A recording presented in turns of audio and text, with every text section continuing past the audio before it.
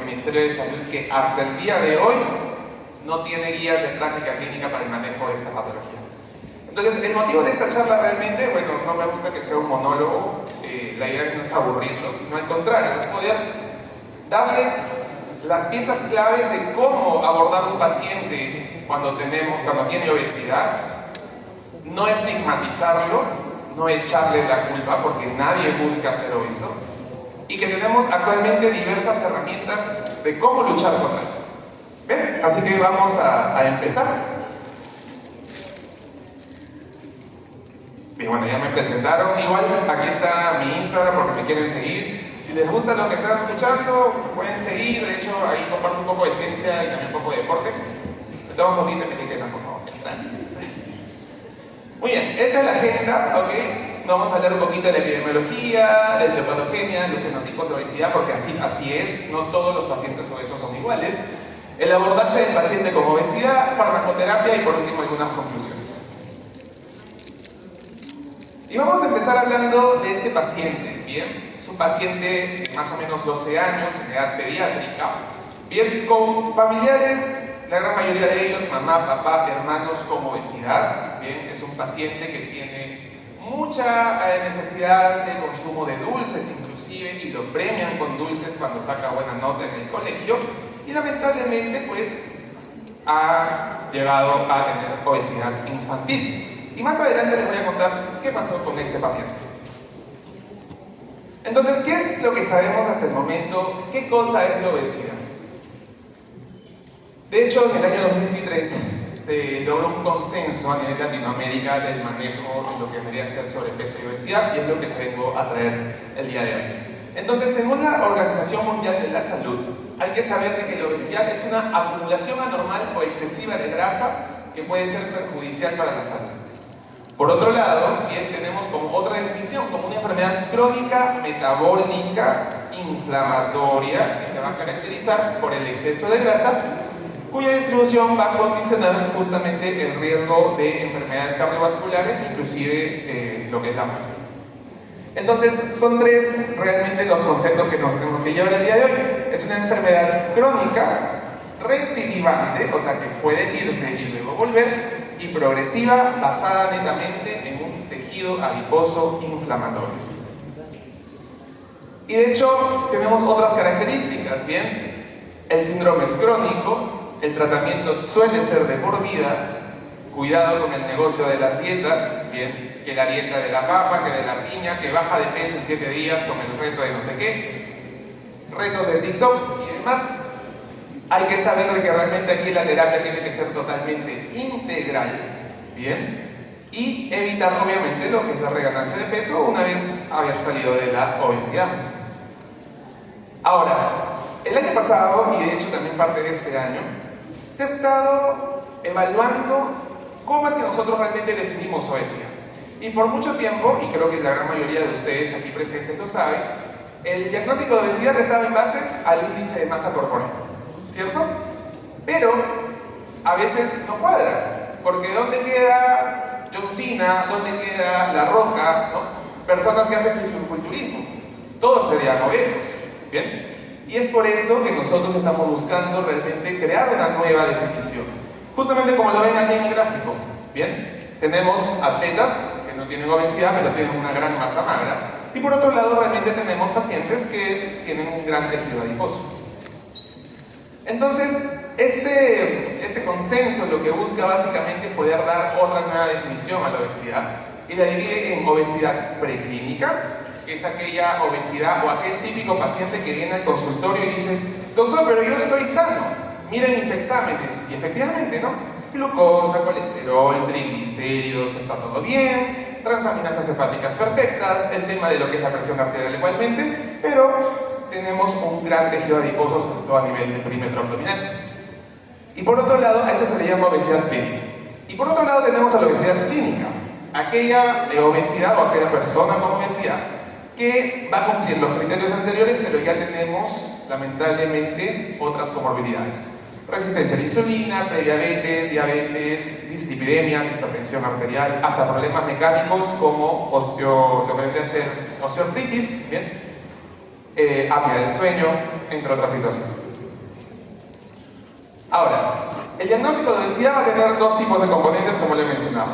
La parte clínica, en cuestión a signos y síntomas, y luego tenemos el componente antropométrico, ¿bien? Que, si bien es cierto, se toma en cuenta el índice de masa corporal, no ha cambiado, sino que también se le tiene que diagnosticar de obesidad a aquella persona con un índice de masa corporal mayor o igual a 25, asociado a un índice altura circunferencia de cintura mayor o igual a 0.5. Ahorita vamos a ver de qué se trata esto.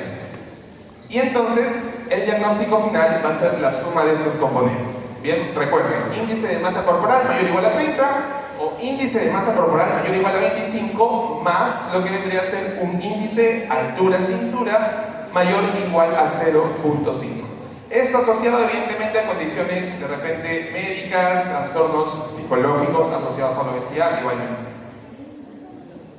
Esa es la relación cintura-altura, ¿bien? Que es básicamente la división entre la circunferencia de la cintura, ¿correcto? Y la estatura, ¿bien? Y como podrán apreciar, existen diversos estadios en el cual se considera como bajo peso menor a 0.4, peso saludable entre 0.4 y 0.49, y a partir de 0.5 en adelante hablamos de riesgos de enfermedades tanto cardiovasculares como metabólicas. ¿Cuál es la situación actual? Y de hecho, cada cierto tiempo, lo que vendría a ser la Federación Internacional de Obesidad nos trae datos epidemiológicos como un atlas del mundo acerca de cómo está la obesidad a nivel global. Y lamentablemente los datos no son para nada favorecedores. Realmente, como podrán apreciar, la expectativa del incremento de obesidad conforme va pasando el tiempo es mayor, sobre todo en los países industrializados. Considerándose que para el 2035 va a haber una población de al menos 1.77 billones de personas con el diagnóstico de obesidad. Y no solamente eso, sino que el número de muertes totales que se van a atribuir a la obesidad va a también seguir en incremento, por los diferentes motivos que hemos mencionado antes, pero principalmente enfermedades cardiovasculares. Y de hecho, lo chévere de este atlas es que no solamente nos brinda información global, sino también de cada país. Y bueno, el Perú no es una excepción. Tanto en la población adulta como en los niños, esta situación va en aumento. Y de hecho, las muertes asociadas a lo que vendría a ser un índice de masa corporal elevado también lo está. Y como principales causas está el cáncer, lo que vendría a ser ACVs, los strokes, lo que vendría a ser enfermedad coronaria, diabetes y otras causas. Etiopatogenia, ¿qué es que lo causa? ¿No?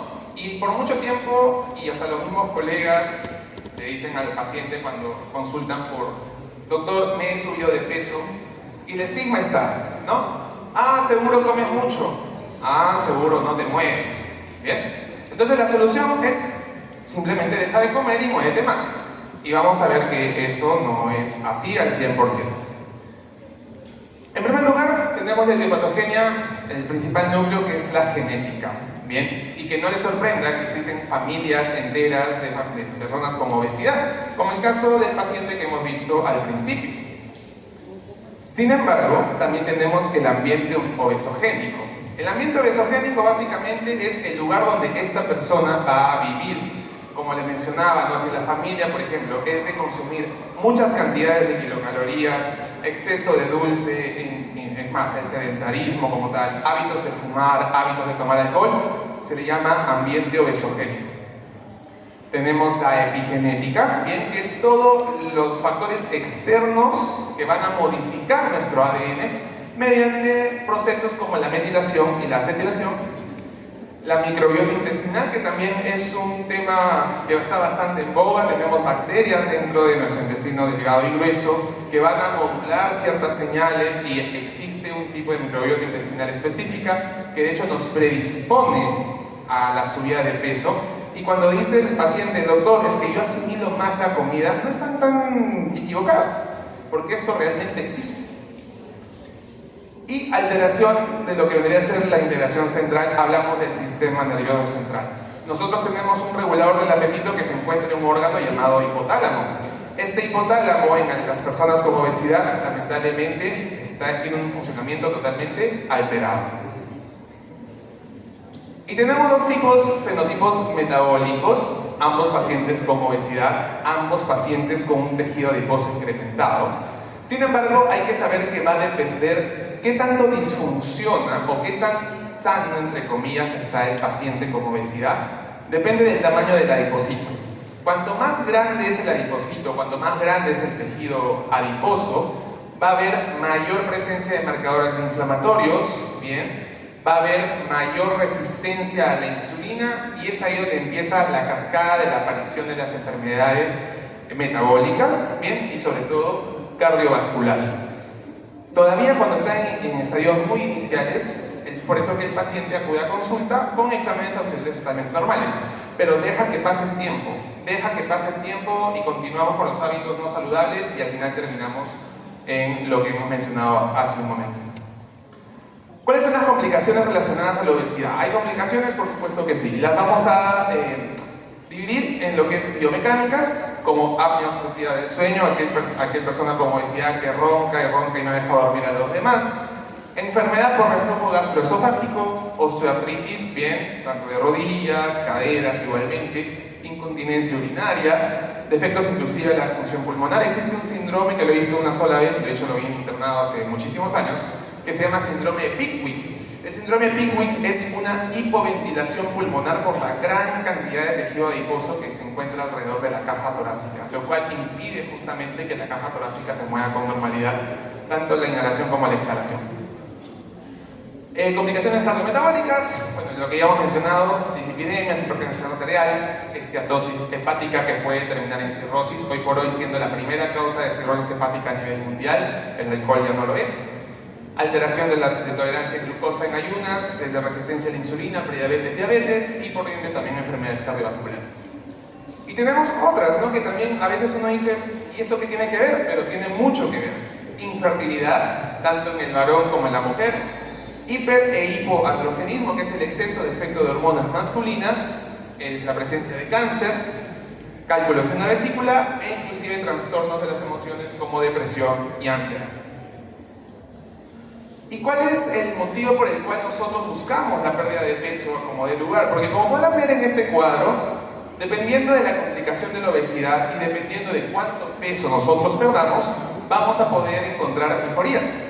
En total y de hecho en promedio, con un 10% de la pérdida de peso con el cual el paciente inicia un tratamiento, puede tener mejoras desde perfil de lípidos, perfil de glucosa, lectura de presión elevada inclusive. Bien, entonces todos los numeritos van entre más o menos un 3% hasta un 15%. Y ojo, esto sin necesidad exactamente de medicar al paciente para la condición que esté en tratamiento. Solamente con el hecho de bajar de peso puede mejorar diferentes parámetros. Fenotipos de obesidad. Bien, farmacoterapia. Porque el día de hoy realmente es justamente brindarles esta información. Porque creo que de dietas y demás, ¿no? Ya lo sabemos bastante bien. Y bueno, personalmente no soy nutricionista. Sin embargo, quiero que ustedes conozcan que efectivamente existe farmacoterapia para la obesidad.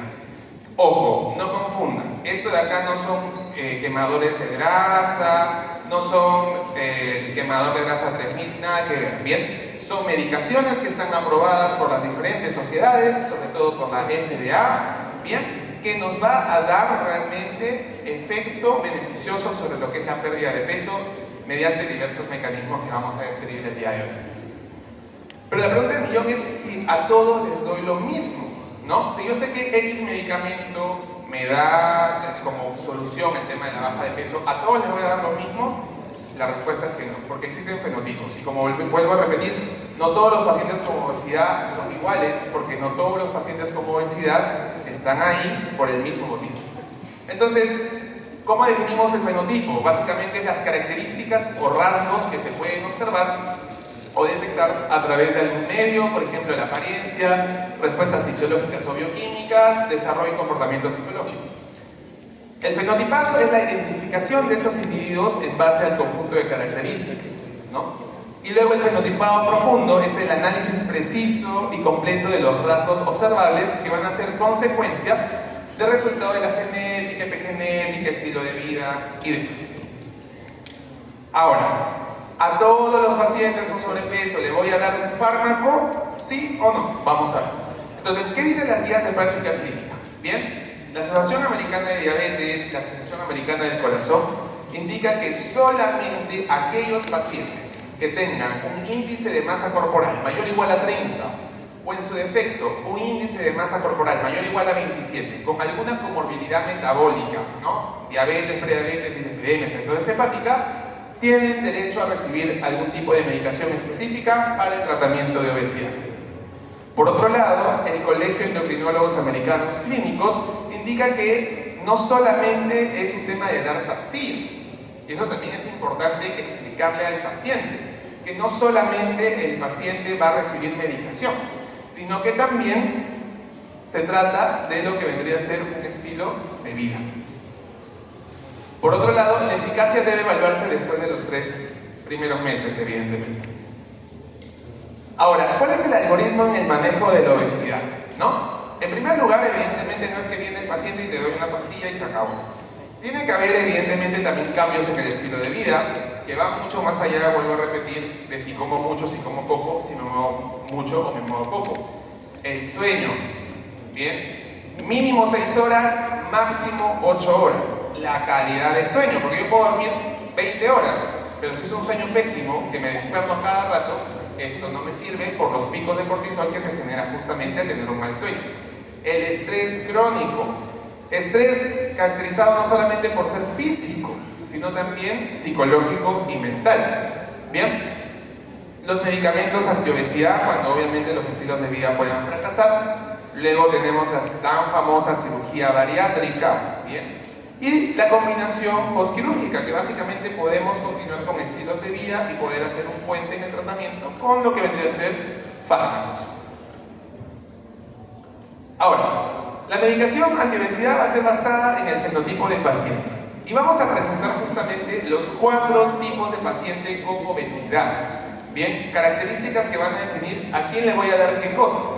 Entonces, en primera instancia tenemos al paciente con cerebro hambriento. ¿Qué significa? Este paciente que necesita grandes cantidades de kilocalorías para poder saciarse.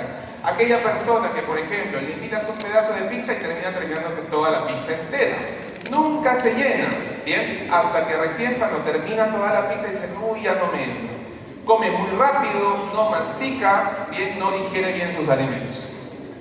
El hambre emocional, aquella persona que va a depender su hambre según su ánimo, ¿bien? Me siento triste, chocolate. Me siento estresado, chocolate, ¿no? O me siento feliz, chocolate. No necesariamente chocolate, evidentemente, puede ser cualquier comida. Lo cierto es que va a depender mucho de cómo es el estado de ánimo para que empiece a comer. Este tipo de paciente realmente tiende mucho a los también trastornos de conducta alimentaria, como la bulimia o trastornos por atracón. Y asociado obviamente a trastornos emocionales como depresión o ansiedad. El intestino hambriento. Aquella persona que come poquito, se llena rápido, pero al rato ya está comiendo otra vez. Picoteador de excelencia, todo el día para comiendo, te dice, ¿tienes algo para comer? Te saca ahí de la cartera el caramelito y demás. ¿Bien? Y por último está la combustión lenta. Es aquella persona que por A de motivos el metabolismo basal lo tiene, de repente no funciona de forma correcta. Eso es más frecuente sobre todo en pacientes con climaterio, tanto en varones como en mujeres. Ahora, con respecto a la historia de la farmacoterapia, como podrán apreciar, tenemos una lista bastante grande y estos son los que son aprobados por FDA. Tenemos medicaciones que van a corto plazo, como la fentermina, que es una de las pioneras, creada en el año 1959, y tenemos la que se dan a largo plazo, como el Orlistat, fentermina topiramato, naltrexona bupropión, liraglutide y semaglutide, el tan famoso Ozempic, y también tirzepatide, que está pronto por llegar a Perú.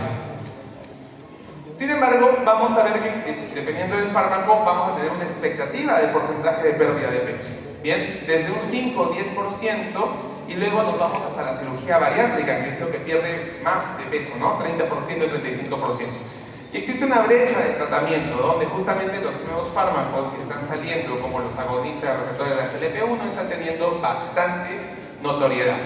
Ahorita en el mundo tenemos lo que es semaglutida y tirzepatida. El resto todavía está en estudios de fase 2 o 3.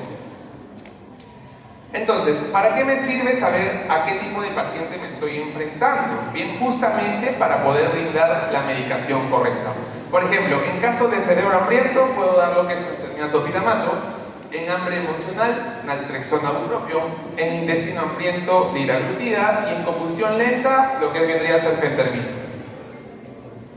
Y de hecho, en el año 2019, justamente se hace un estudio en el cual compara dar medicación a pacientes fenotipados, o sea, identifico qué tipo de paciente estoy tratando, versus a cualquier paciente con obesidad le doy cualquier fármaco. Y como podrán apreciar, hacia los primeros 3 meses todos los pacientes bajan de peso, pero luego los pacientes que fueron correctamente fenotipados, se le dio la medicación dependiendo de las características que tiene el paciente, fueron los que lograron una mayor baja de peso. Entonces, he ahí la importancia. ¿Cuál es el modelo integrado de la atención justamente en obesidad? No solamente, vuelvo a repetir, es un tema de pastillas o mandar al paciente a correr 50 kilómetros todos los días, sino es un plan nutricional, el tema de educación, intervención con respecto a actividad física, el uso de la tecnología, ¿no? Yo creo que el que menos tiene ahorita pues un smartwatch, un smartphone, desarrollo de lo que vendría a ser las redes sociales, las redes de apoyos inclusive, los ajustes de medicamentos, lo que vendría a ser la salud conductual, la salud emocional y justamente tener la intervención de otros especialistas. Aquí en el tratamiento no solamente está el nutricionista, está el médico endocrinólogo, en el caso de chicas que también conviven con obesidad, tienen otros tipos de trastornos hormonales, por ende ginecología tiene que estar aquí, psicología, psiquiatría, entre otros. Entonces, ¿cómo abordo al paciente con obesidad? Bien. Y de hecho traigo esta diapositiva porque, como les mencioné hace un ratito, todavía siendo 2025, seguimos con el estigma de la sociedad con respecto a la obesidad. Si ustedes buscan ahorita en Google, por ejemplo, persona obesa, ¿qué les va a salir? ¿No? Una persona triste, ¿no? Inclusive a veces les ponen con ropa sucia, comiendo una hamburguesa, ¿no? O sentado en un sofá. Y la pregunta es millón, ¿por qué tiene que ser así? ¿No? Y esto causa estigma. Y de hecho, este artículo, bien, nos habla de que en 13.996 personas de 6 países indica que se sintieron estigmatizados en algún momento por algún médico o algún profesional de la salud. Y esto es algo que uno ve en el día a día. ¿Bien? Entonces, hay que saber de que definitivamente la estigma social es algo que va a hacer que el paciente no pida ayuda. Porque viene a consulta y dice, doctor, yo ya no vengo al médico porque lo único que me dice mi médico es que me vaya a correr un montón y deje de comer. Cuando ya hemos vuelto a decir que eso no necesariamente tiene que ser el motivo. Entonces es importante dejar en claro que no es tu culpa. Bien, no es la culpa del paciente. Si bien es cierto, claro, obviamente existen decisiones a tomar y que uno puede tener de repente forma de poder decir no necesito comer este dulce en este momento, existen otras cosas que podemos manejarlo de forma farmacológica y que a veces no son modificables como la genética. Entonces, la guía canadiense, que es una guía bastante bonita y para quien la quiera leer, bien, la guía canadiense, lo que hace el manejo de obesidad, nos habla justamente de las 5 A's, obviamente en inglés, preguntar, bien, preguntar qué, ¿no? El por qué cree o piensa que ha logrado llegar al peso que tiene en estos momentos. Y sobre todo, preguntar y pedirle permiso al paciente si desea hablar del tema. Bien, porque a veces hay pacientes que simplemente, doctor, yo no deseo hablar del tema y se tienen que respetar. No ir de frente, oye señor, está obeso, pues no, porque el paciente se te va a ir. El paciente no te va a hacer caso. Bien, luego determinar las posibles causas. ¿Cuáles son los posibles motivos? Eso solamente es conductual. ¿Existe algún otro tipo de trastorno hormonal o metabólico que de repente está causando esta situación? La A de aconsejar. decirle qué va a hacer y plantear sobre todo, luego en acordar un plan de trabajo para el tratamiento y seguimiento. Y por último, el ASIS que debía asistir, estar obviamente en cada consulta con el paciente para poder ver logros y deficiencias. Y hay que escuchar al paciente. Ahora, ¿cuáles son las principales barreras para la comunicación, ¿no? Hasta un 44% de pacientes indican que no iniciaban el tema porque ellos decían que yo soy obeso porque es mi culpa, ¿no? Entonces decían, no, yo eso no lo voy a tocar con el médico. Los profesionales, por sentir que el paciente no estaba interesado, tampoco tomaban la iniciativa de hablar del peso, ¿no? Venía de repente el paciente porque tenía una herida, no sé, en el cuero cabelludo, lo veían como obesidad y lo dejaban pasar. Y el tiempo limitado de consulta, ¿no? Valgan verdades también, al menos en la parte de repente pública, las consultas duran a duras penas 12-15 minutos. Entonces, a veces también hablar de todo esto se hace un poco pesado. ¿Cuándo y cómo, por qué y para qué preguntar? Bien, básicamente porque de esa manera vamos a ahondar un poquito más en la historia clínica del paciente. ¿Cuándo inició la obesidad? Bien, si es que no, doctor, yo desde niño. Es que yo pesé 4,5 kilos cuando nací, macrosomía fetal, un factor de riesgo para enfermedades metabólicas. Mi mamá tuvo diabetes gestacional, yo nací por parto vaginal, yo nací por cesárea, hasta eso interesa. Bien, existen diversos papers en los cuales indican que pacientes inclusive con bajo peso al nacer tienen riesgo de lo que vendría a ser enfermedades metabólicas. ¿Y cuáles son los sentimientos al iniciar una conversación sobre el peso? Usualmente el paciente se siente bien. Hasta un 64% de respuestas indicaron que los pacientes se sienten contentos porque por fin a alguien le interesa poder mejorar este adjetivo que por mucho tiempo se ha pensado que es una característica y no es así. Eso es una patología. Bien, sin embargo, la obesidad no es habitualmente tratada como una enfermedad crónica. Bien, básicamente van, ¿no? A ver, ¿qué está de moda? A ver, la pastilla X que me baja de peso en 7 días porque tengo un matrimonio la próxima semana. Entonces la paciente se deshidrata porque son diuréticos usualmente y luego deja el tratamiento. ¿Y qué viene después? El famoso efecto rebote, ¿no? Y me dirán, doctor, mire, me he vuelto a engordar, yo no sé por qué será, ¿no? Ahora, hay preguntas, ¿cómo abordar al paciente? Como vuelvo a repetir, no es que yo de frente veo al paciente, oye señor, usted está, disculpe la expresión, usted está gordo. No, pues, el paciente se va a ofender y no te va a contar absolutamente nada. Entonces siempre se debe preguntar, ¿estaría bien si discutimos el tema del peso? ¿Te preocupa o te interesaría conversar de este tema? Bien. Del 1 al 10, ¿qué tanta confianza tienes en que vas a poder mejorar esa situación? No hay que generar culpa, no hay que generar amenazas, no preasumir tampoco, vuelvo a repetir, que esta es parte de la estigmatización. A veces pensamos que el paciente con obesidad es que para todo el día sentado y no necesariamente es así. Y obviamente enfocar y siempre dejarle claro al paciente que no vamos a solucionar en una semana lo que probablemente viene de años. El valor de las palabras, ¿no? Es importante evitar la palabra gordo, la palabra obeso mórbido, la palabra relleno, ¿bien? Y de hecho no se debe decir no es obeso, ¿no? Es persona que vive con obesidad. Y bueno, siempre aquí el tema del contacto visual, el tono de voz, ¿no? Entender que realmente esta patología es compleja y sobre todo tener un poco de empatía, ¿no? Que yo creo que es lo que a nosotros como médicos nos caracteriza. ¿Bien? Entonces hay que usar palabras neutras, pedir permiso, priorizar los hábitos y siempre darles a indicar que no es un tema de quién pierde el peso más rápido, sino que realmente es ganar salud y años de vida.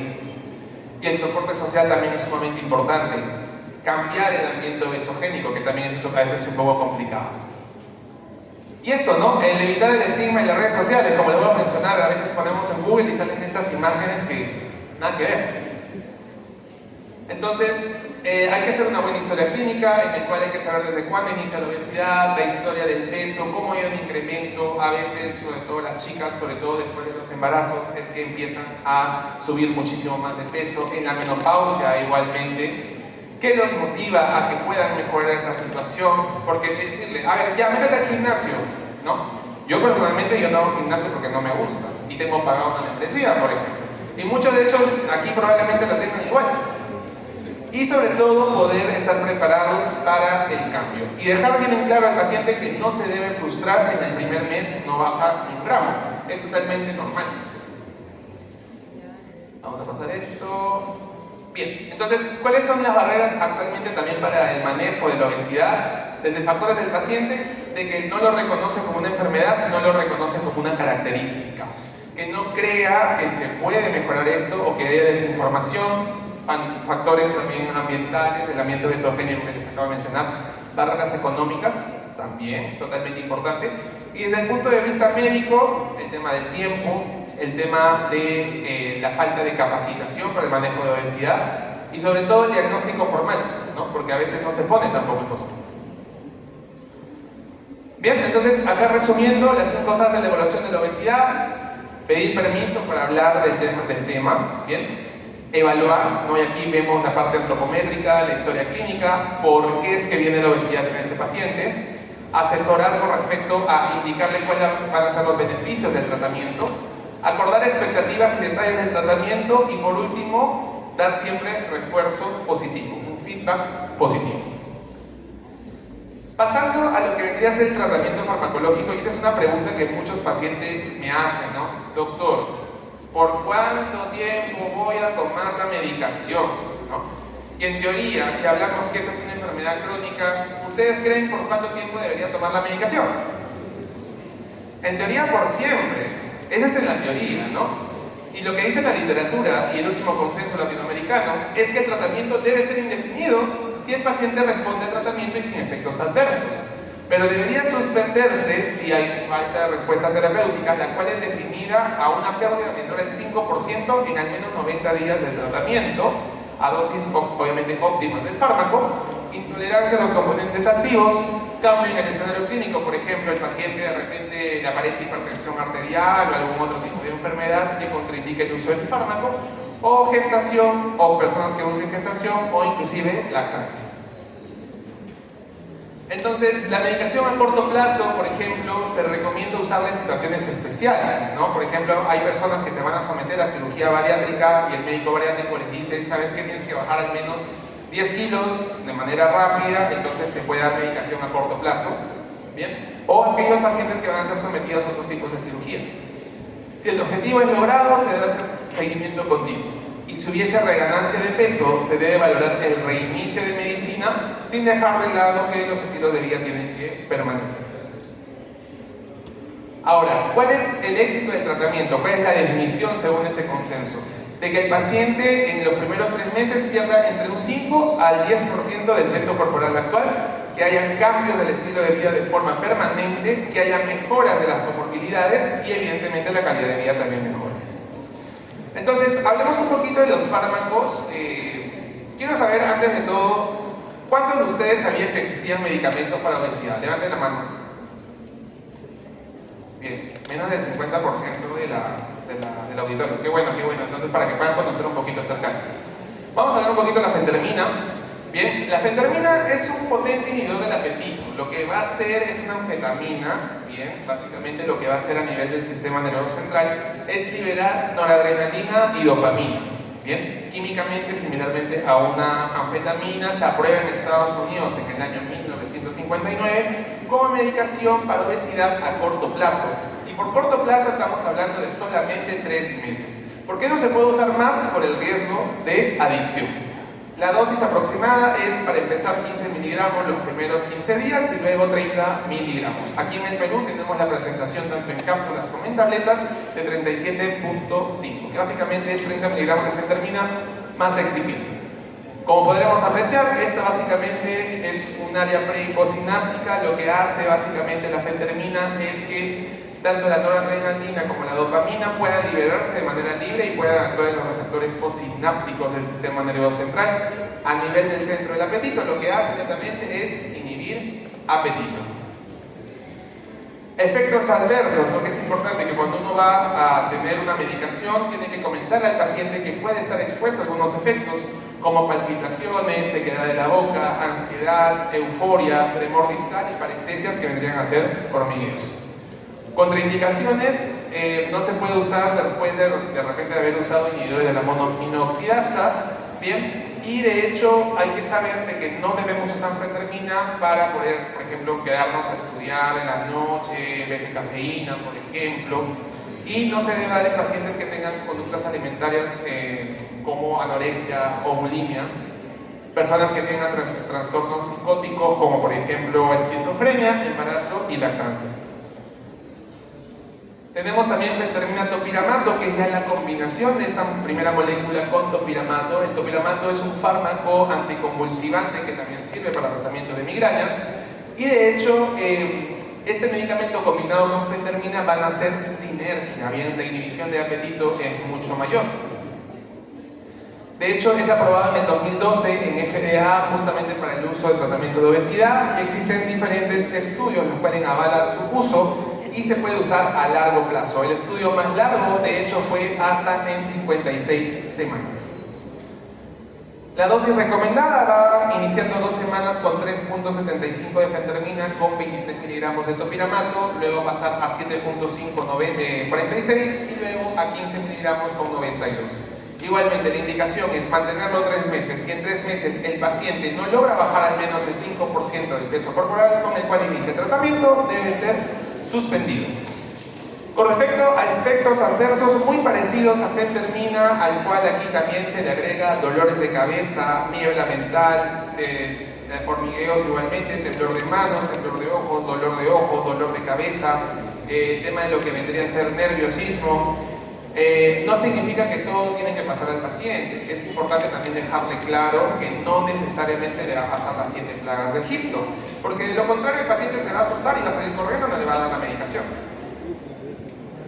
Tenemos también lo que es naltrexona bupropio, que es el arma para tratar lo que es el hambre emocional. La naltrexona es un medicamento que es un antagonista opioide y el bupropión es un medicamento antidepresivo. Ambos en conjunto van a actuar igualmente a nivel del centro del apetito, generando menor apetito y mayor saciedad. Bien, y esto, como le menciono, no solamente va a actuar a nivel del centro hipotalámico, sino también a nivel del sistema mesolímbico. Va a bloquear el sistema de recompensa. Como les dije, el paciente con hambre emocional tiene recompensa al comer. Si se siente triste, se siente feliz cuando come. Entonces lo que vamos a hacer es justamente bloquear esa parte. ¿Cuáles son los pacientes que van a ser tributarios del tratamiento con naltrexona bupropio? Aquellos que piensan todo el día en comida, picotean, comen a escondidas, comen de noche, y que el hambre está de hecho asociado a estrés y ansiedad. ¿Y cuáles son los objetivos del tratamiento con este medicamento? Regular la ingesta de los alimentos, disminuir la adicción por la comida, porque sí, la comida suele también llegar a ser una adicción. Disminuye también lo que es el estrés y la ansiedad, y evidentemente mejora la calidad de vida con lo que es la baja de peso. Lo malo de este medicamento es que se dan muchos comprimidos al día. Como podrán apreciar, la dosis tope, que es hacia la 4ª semana de titulación, son 2 tabletas en la mañana y 2 tabletas en la noche. Se puede dar inclusive en compromiso renal, tenemos que ajustar la dosis, y en compromiso hepático igualmente. Si hasta las 12 semanas no se pierde más del 5% del peso, debe retirarse. Ahora, este paciente realmente hay que ver y saber elegir, como vuelvo a mencionar, ¿no? Aquellos pacientes con depresión, ansiedad, picoteadores, pacientes que tienen atracones, va muy bien con este medicamento.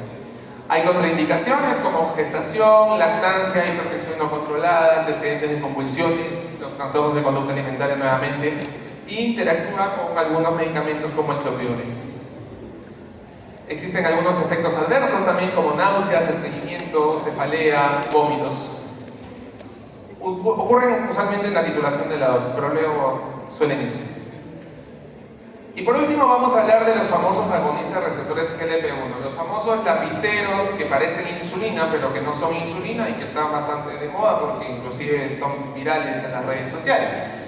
Los agonistas receptores de la GLP-1 son medicamentos que van a mimetizar a una hormona, bien, que es el péptido similar al glucagón tipo 1. Todos los que estamos sentados aquí, si tenemos intestino delgado, producimos esa hormona al momento de comer, el cual se le llama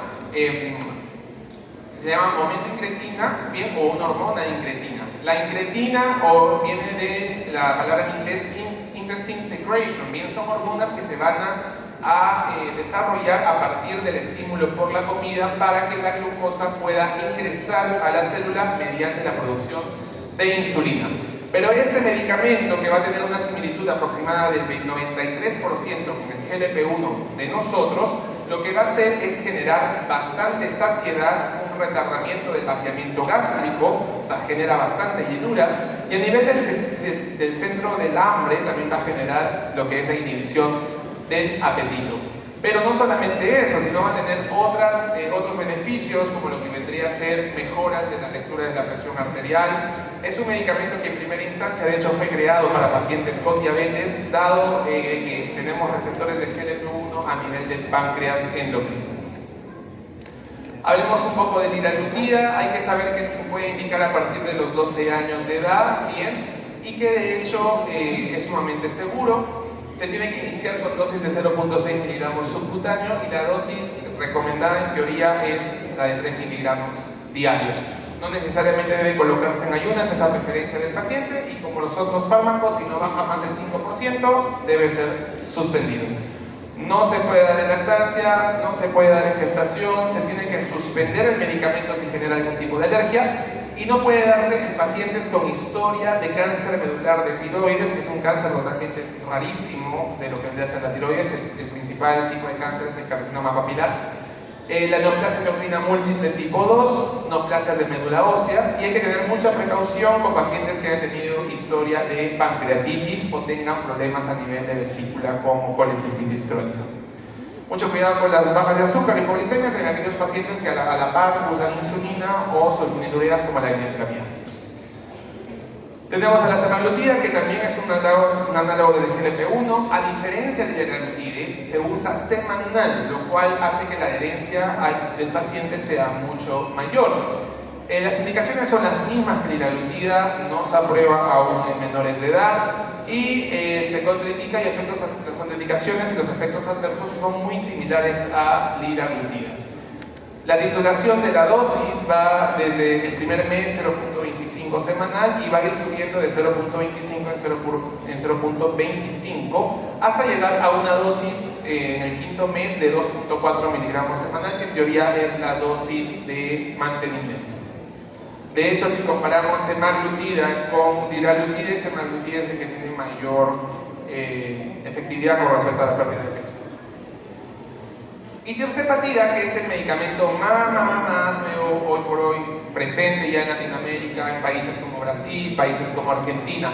Es un medicamento que no solamente va a tener un agonista receptor GLP-1, sino que también va a tener la otra hormona incretina, que es el GIP, también llamado polipéptido insulinotrópico dependiente de glucosa.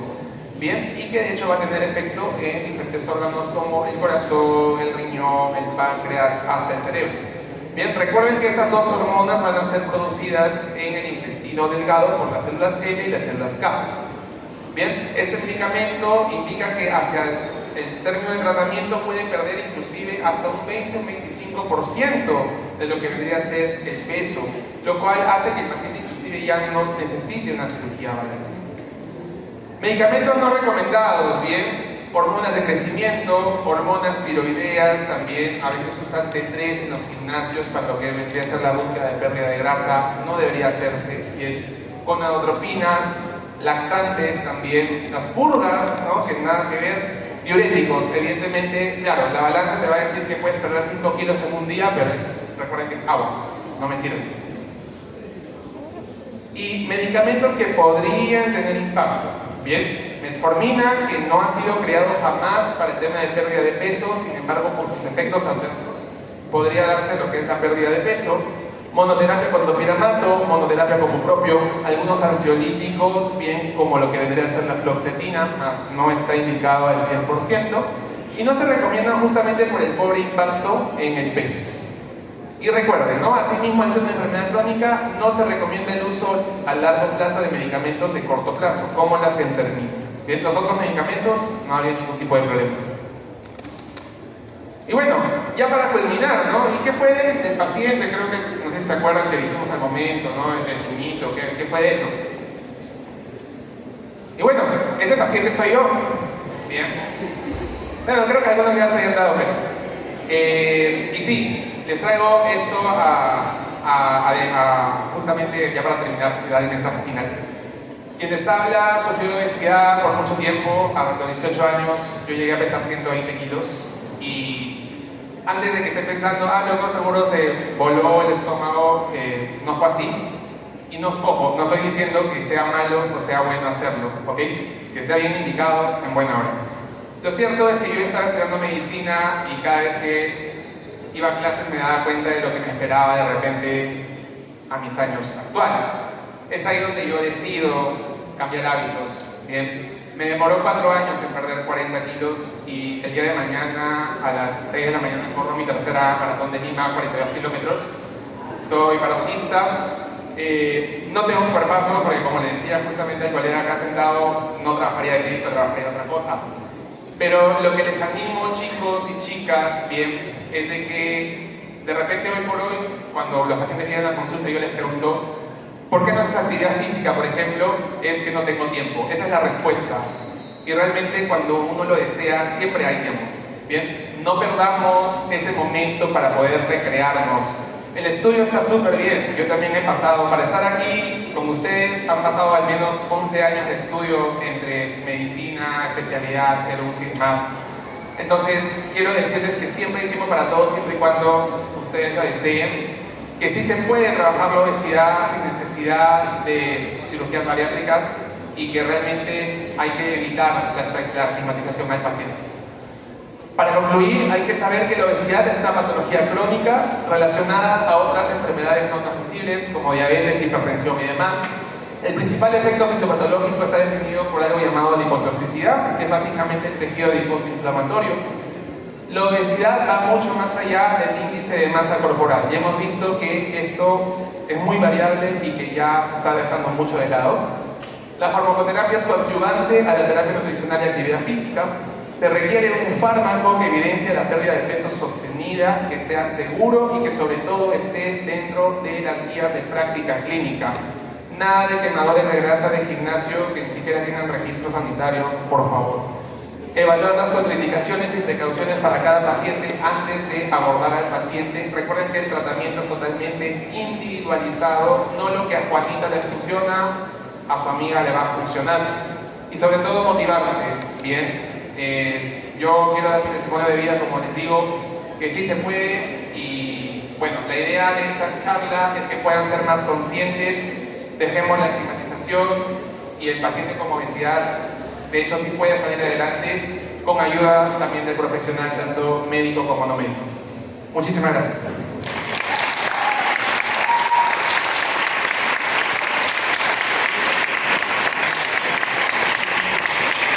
Bueno, agradecemos al doctor por esta interesante ponencia.